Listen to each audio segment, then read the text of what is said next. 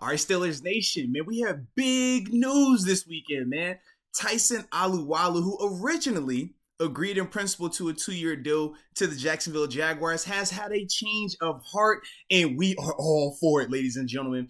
Around sometime on Saturday over the weekend, Tyson Alualu officially decided to change his mind and re-sign with the Pittsburgh Steelers on a 2-year deal, which is awesome because we know the lack of depth that we had along that D-line, especially once Tyson left. And when you factor in some of these other players have been released and things like that, I mean, the defense was starting to get a little bit thin, especially in that front seven as pertains to run stoppers. So knowing that they're able to get Tyson back for at least 2 years is a huge pickup from my perspective. I also like the fact from a continuity standpoint, you don't have to worry about going out there and addressing the nose tackle position if you weren't comfortable with Carlos Davis or Isaiah Buggs. Now that you have Tyson, you feel a lot better about that depth, knowing that those two young guys get another year to learn from Tyson.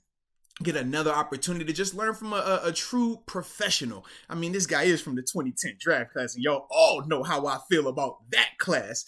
So, with that being said, man, I'm excited about him returning. And just a little backstory, check this out. So, we talked about how he agreed in principle initially to go to Jacksonville.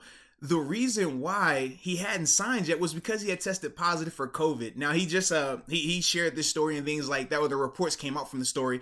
But apparently he had COVID, so he couldn't fly down to Jacksonville to actually sign the contract. So he had been sitting in Pittsburgh for the past week, ever since he agreed in principle on this deal. And through that time, his teammates, man, they started to call him up and talk to him, get a little bit of a, hey, man, come back here, man. You want to stay here.